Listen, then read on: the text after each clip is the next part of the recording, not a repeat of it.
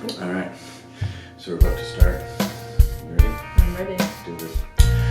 Hi everybody, my name's Kevin Bowers and I'm speaking to you from a wee town called Brighton in England with Sameera here. Say hi, Sameera. Hello. Sameera and I were both together a couple of years ago in a place called Algonquin Park for the very first quest in the Liminal Learning year we did together.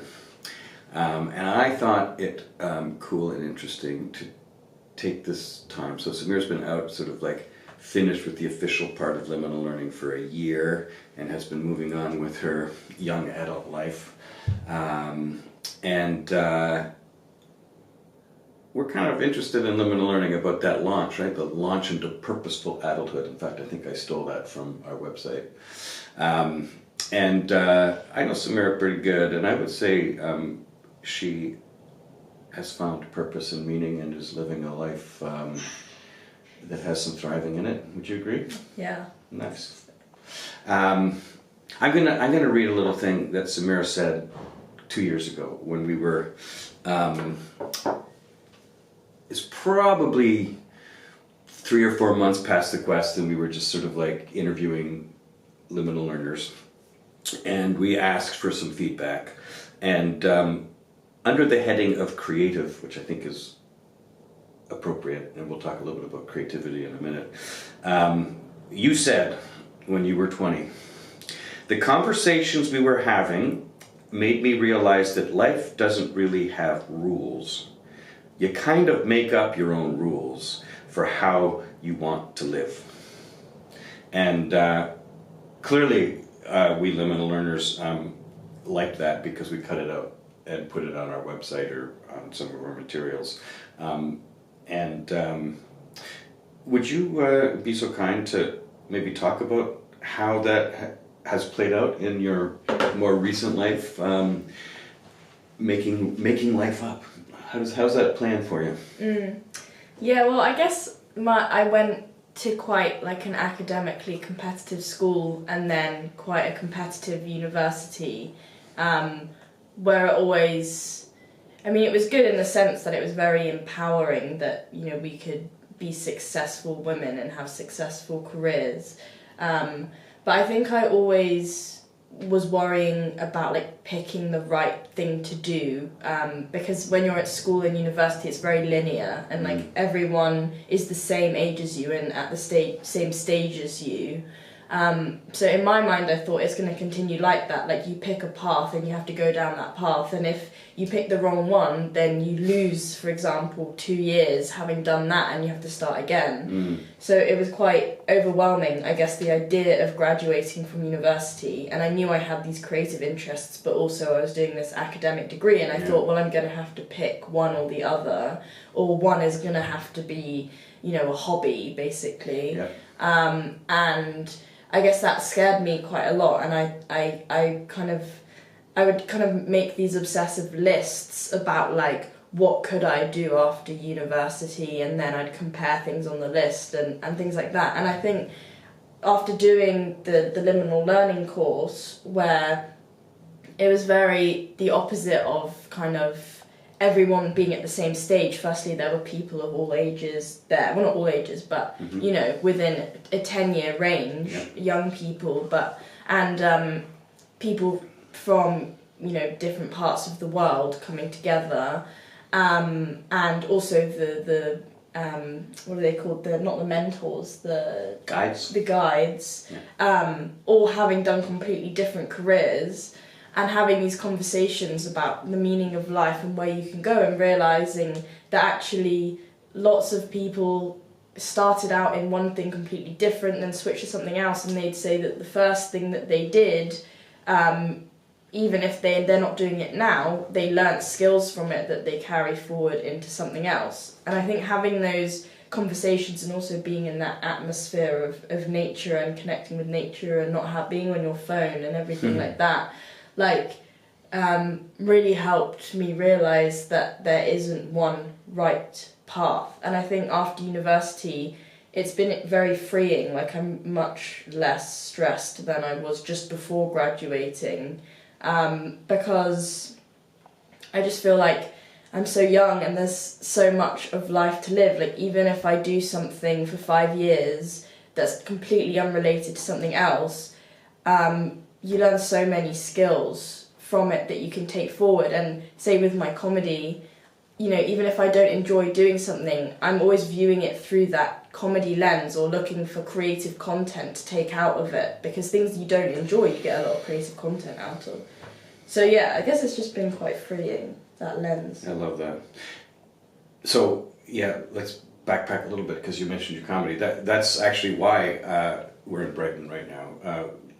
Neither of us live here, but I just watched Sameera do a comedy show at the Brighton Fringe Festival. An hour show, one woman show, which I might, let's put a plug in. It was freaking amazing. It was hilarious. She packed the place many nights. So yes, this idea of creativity and liminal learning, I love those two things weaving, and you did a nice job, thank you, of sort of bringing that in. The narrative that you sort of brought to us from a linear sort of the way that culture and sort of academics sort of like lays it out, like there are steps and then you follow these steps, and creativity, as you know, being a comic and a writer, and is a circuitous path, and you're picking up things as you go, and some things don't work out, so you drop them and you try something new. And this idea that life is like that, just like, personally, I find that really an important lens to hold on to, that life is art. Yeah. And that we can use the skills of sort of our creative posture to build a life. And you said something there that I thought was quite astute, which was, as you're doing comedy, like writing an hour comedy sketch or stand-up, an hour of stand-up, that's a lot of work. And it requires this observing eye, right? You're looking at the world in an interesting way because you're an artist. And her comedy is full of these sort of observations that make you giggle because you realize there's absurdity in the way that our culture is constructed. And Sameera is very good at sort of pulling on these threads and making you sort of see, oh yeah, the world I live in is a bit nuts. And this idea that the life that you're putting together has this circuitous route to it, and it's joyful for its own sake, like art is joyful for its own sake. It insists that you be observant. It insists that you take the things that stir you, the glimmers in the world, the things that you find quirky, that you absorb them and change them and make them funny in your case, but relevant to piecing together a good life. And so yeah, this parallel to me is really central to liminal learning, and I'm so pleased that you've pulled that out. So this path from when you were 20 thinking, oh my goodness, it's going to have to be tuk, tuk, tuk, tuk, tuk, and making lists and being nervous about those lists and worrying about failure, like shit, if I do the wrong part of the list, if I get my list wrong, I'm going to scupper important years of my, oh my god. Yeah. Got that? Definitely. And has I mean, I guess try to steer us a little bit through how your life has evolved with this recognition that life doesn't unfold in that linear way, and you've been able to have many narratives sort of simultaneously play together and weave together. Is that a fair prompt Yeah. for how your life is unfolding? Yeah, I'd say so. Yeah, I guess it's the thing of like, if you view life through that lens, like, you know, all you really have to do in life is say, you know, everyone's in a different position, but, you know, have enough money for your life that you can, you know, live and not be really stressed out that you can't do anything. Like, that's, but then apart from that, it's sort of like, that's it. so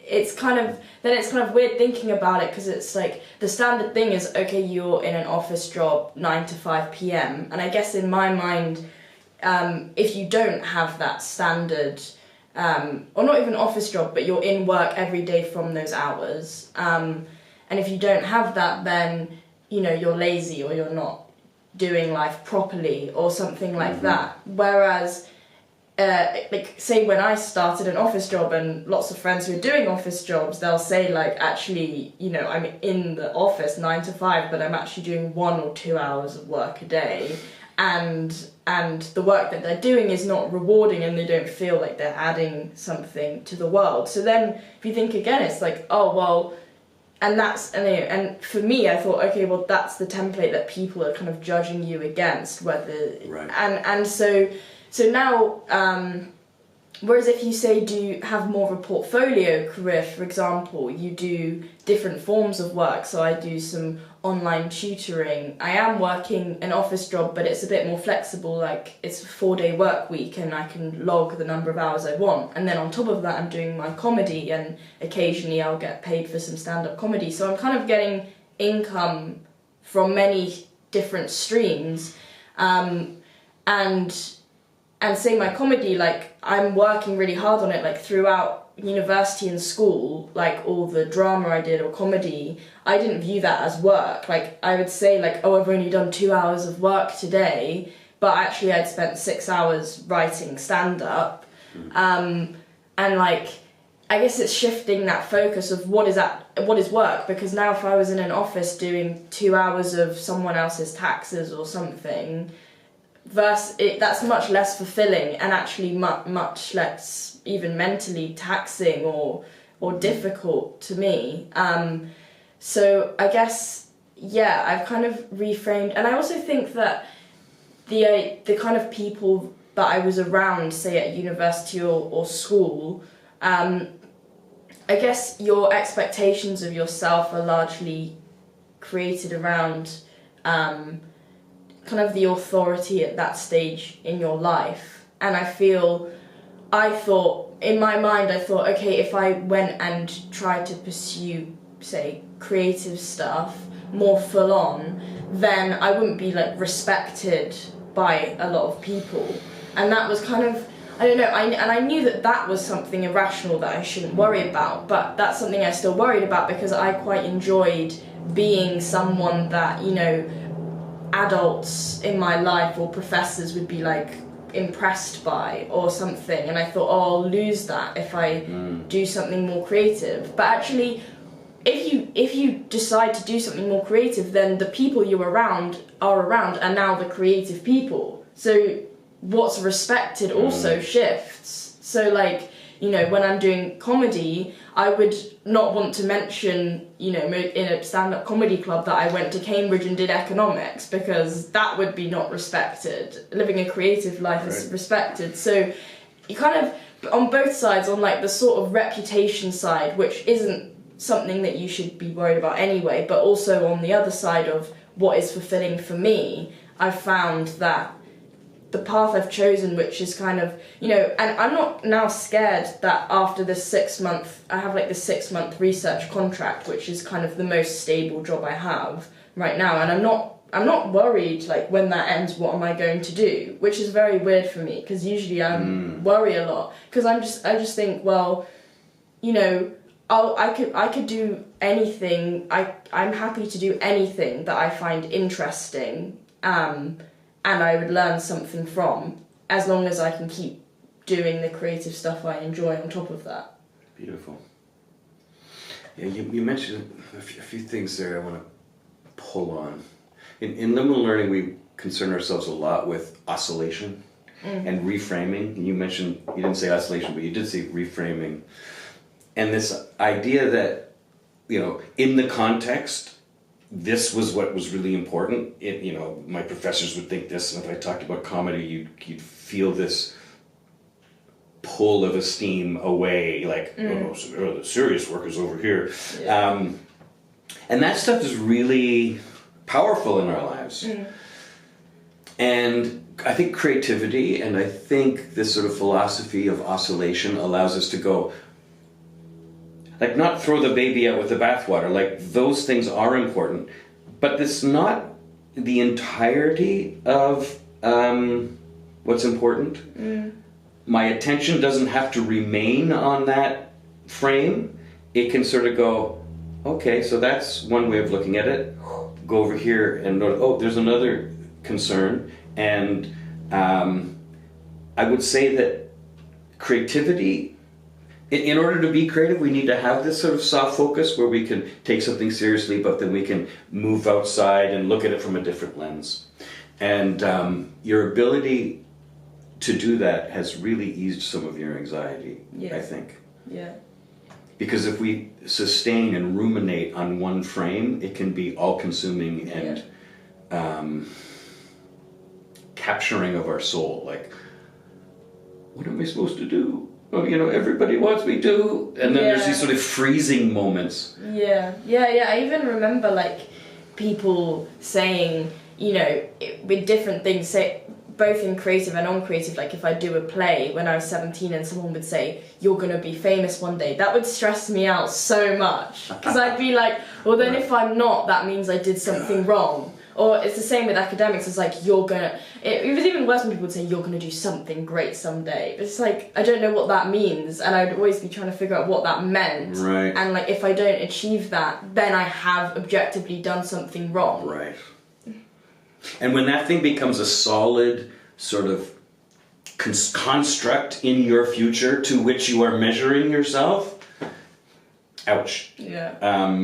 And then you can sort of imagine the rumination and anxiety around not meeting that thing, and then even what is that thing, and but I have seen this in you, that there's this sort of soft focus where it's like, yeah, that's nice, and what about this, you know, and I can imagine losing this contract, but that's kind of okay because I have other interests, and I imagine if you lost that contract, you're going to have another hour of comedy just based on that frame in the world, that person that you wanted to be dissolving because you're a comedian and a keen observer of these things. You're going to be using that as material and sort of regenerating meaning and purpose out of how life evolves. Does that feel right? Yeah.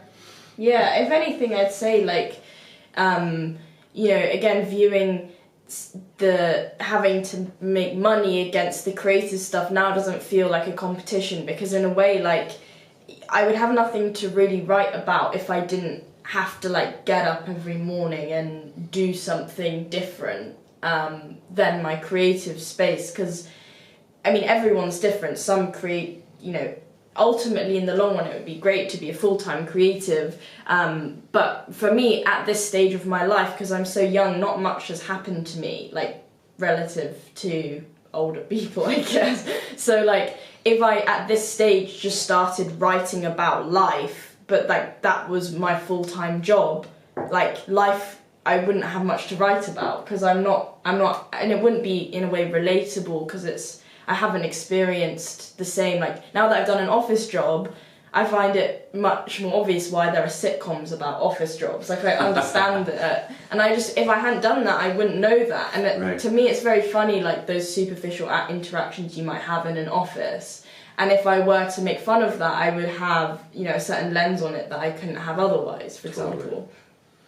I love that. And me being so much older than you, and also, like, have lived a creative life, right? Like, I'm a musician, and I can't tell you how nice it was at some point in my life. I'm not going to pinpoint it, I had a construct like, I want to be a rock star. Like at some point when I was probably your age, I was like, that image of making it in music was kind of important to me. I don't think I had the skills to actually make it happen, but that image was important. And somewhere over the route in life,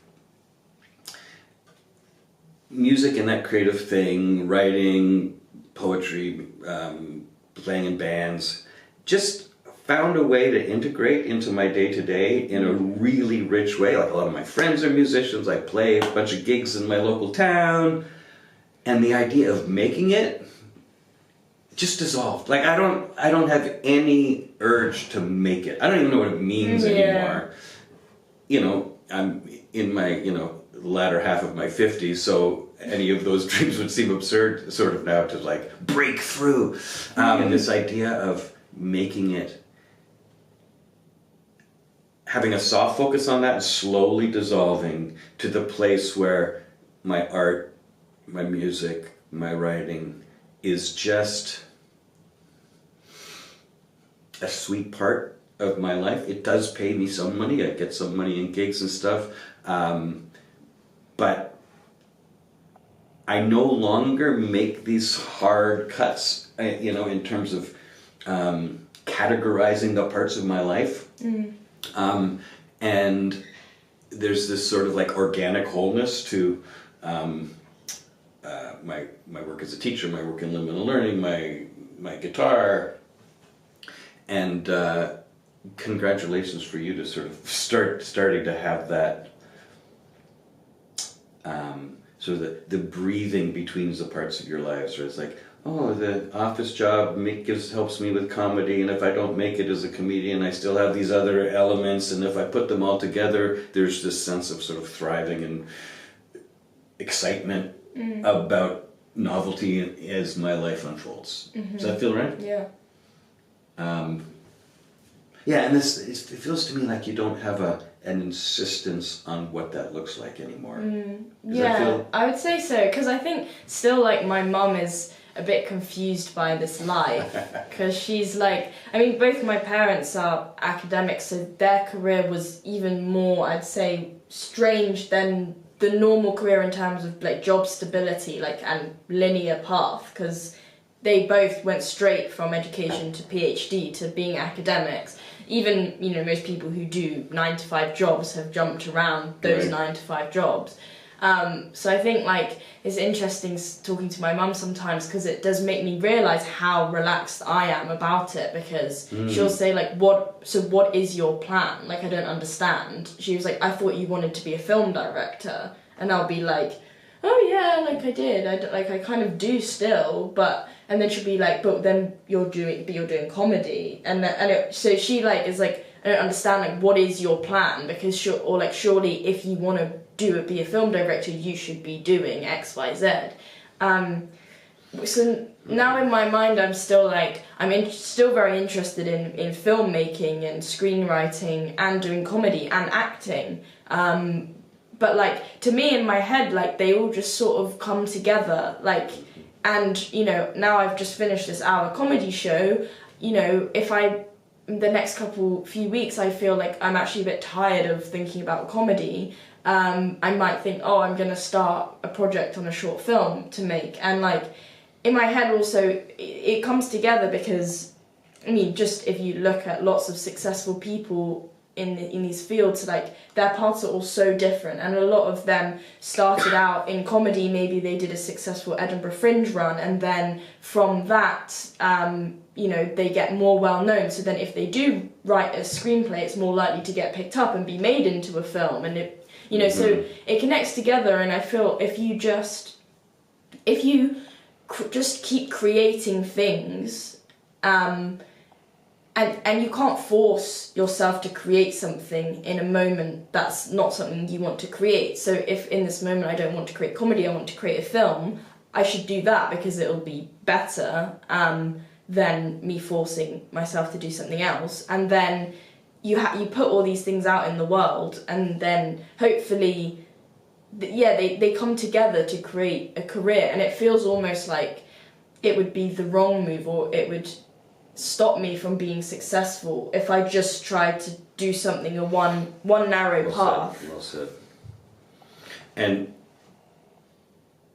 because I've been following you somewhat closely, there's a few little threads I'd like to pull on. One is that here in Brighton, as Sameera does a solo show, she's hanging with two friends, right? So like the community piece from university, one being a sort of a producer friend who's sort of keen on doing the tickets and another doing the technical part. So they're here in Brighton, hanging out, having a cool holiday-ish thing with friends as this thing's gaining momentum. And both of those people are thinking about their lives and their, sewing themselves into creative and academic worlds in some way, right? So Margaret right now is working in the computer in the other room, trying to get a gig at the Globe Theatre,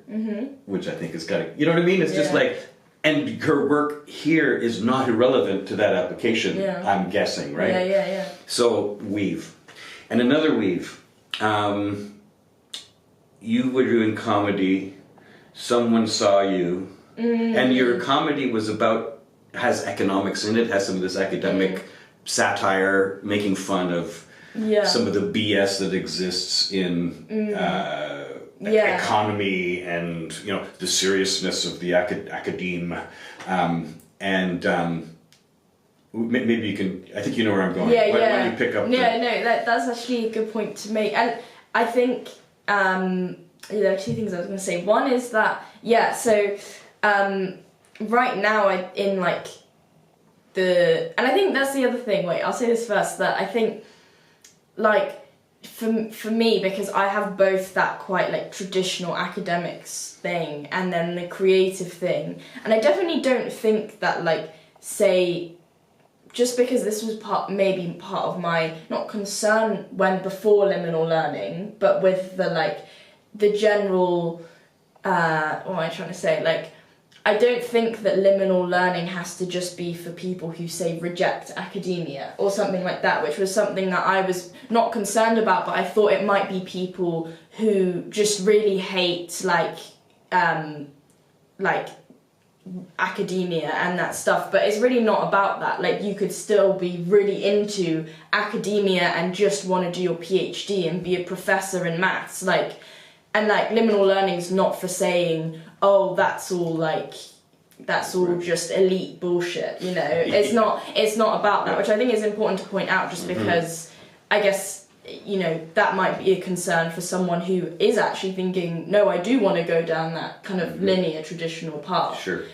Because even in doing that, you will have, there's many hours in a day, and you need to feel fulfilled in those hours, and even view your academic work through that lens of, is it fulfilling and what am I learning, rather than it be about the prestige or whatever.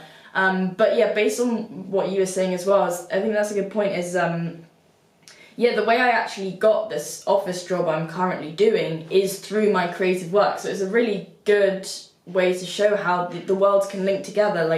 It was, huge luck, but again, I feel like most stories you hear of people who get somewhere are huge luck. And it's so I was doing stand-up comedy about me trying to find a job in the graduate job market.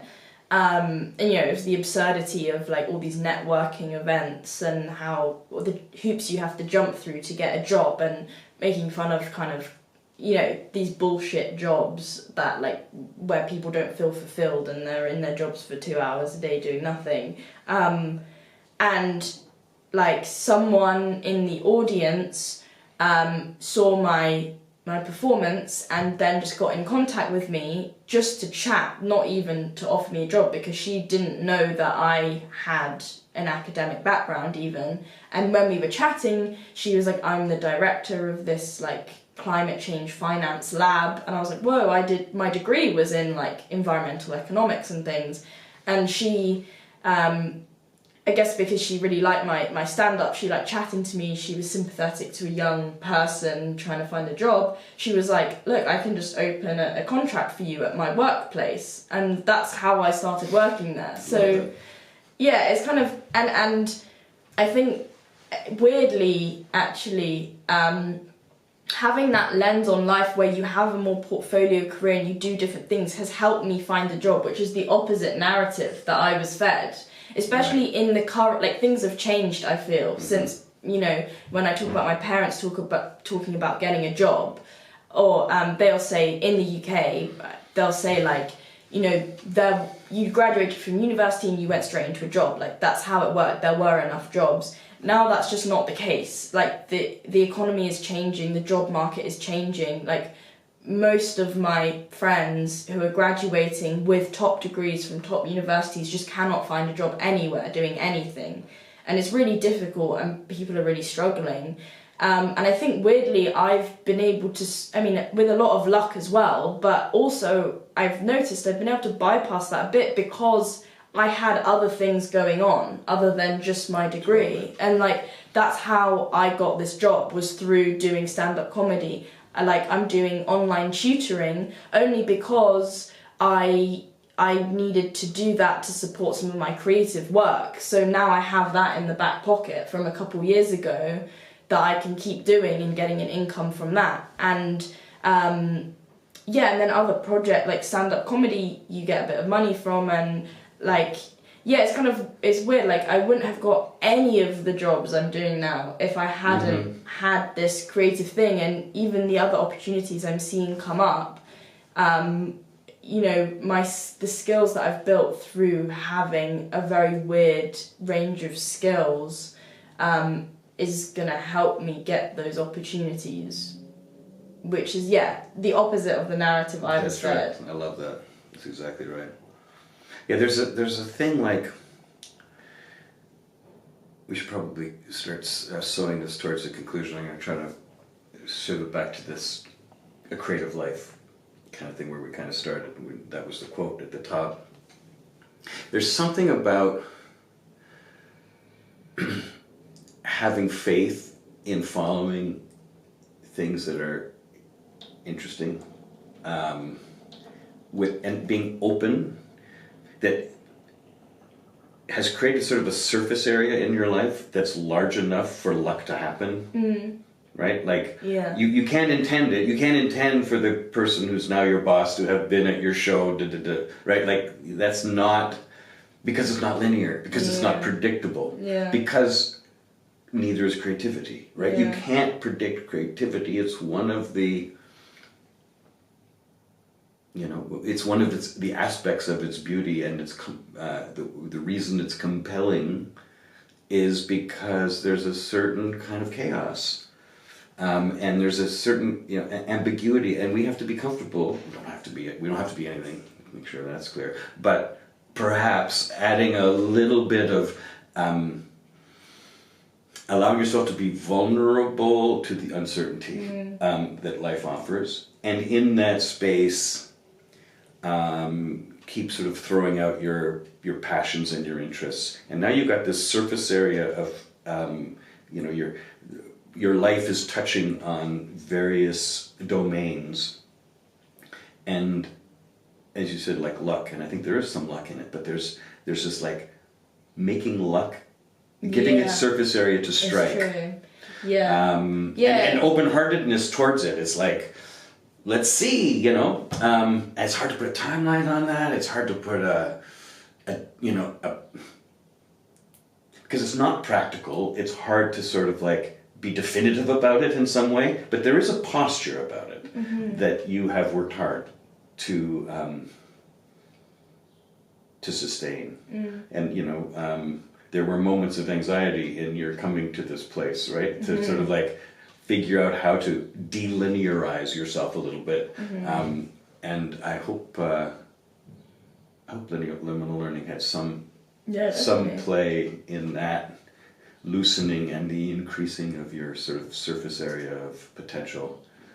Does that feel fair? Yeah, no, definitely. No, I think it's the liminal learning was really, I mean, it was while I was at university, so it was a really good time for me to be thinking about these things and like seeing all these really successful people, whatever success means, like they felt fulfilled, they were living, you know, a life they wanted to live, they have interesting stories to tell, all these things, and like it really like made me feel that I just remember feeling my shoulders were very light, like I kind of dropped tension when I didn't even know my shoulders were tight before, but they just felt weirdly light. And then I think it was just a really important time for me to be reconsidering how to frame what the next stage might look like. And I think because it's a community that's ongoing and people are always posting kind of random things in the chat and things, and are making interesting choices and doing interesting things still, it feels like an important part of it, I think. Beautiful. Sameera, I think we should say farewell to the good people of the internet. Yes. This was delightful. Please consider joining Liminal Learning. If you're wondering about it, just reach out. There's a button on there like join a quest or something like that. And by hitting that button, you aren't what's the word when you don't have to Committing. You're not committing. Yeah, you're not committing financially or anything. But it would give us an opportunity to meet and have a little chat and see if Liminal Learning fits your life. We have a quest coming up in the UK at the end of June, and another in August in Ontario, Canada. And boy, oh boy, Liminal Learning is worthy of your attention. Yes. Agreed? Yes, I agree. Fist bump. Bye-bye. Bye. Nailed it.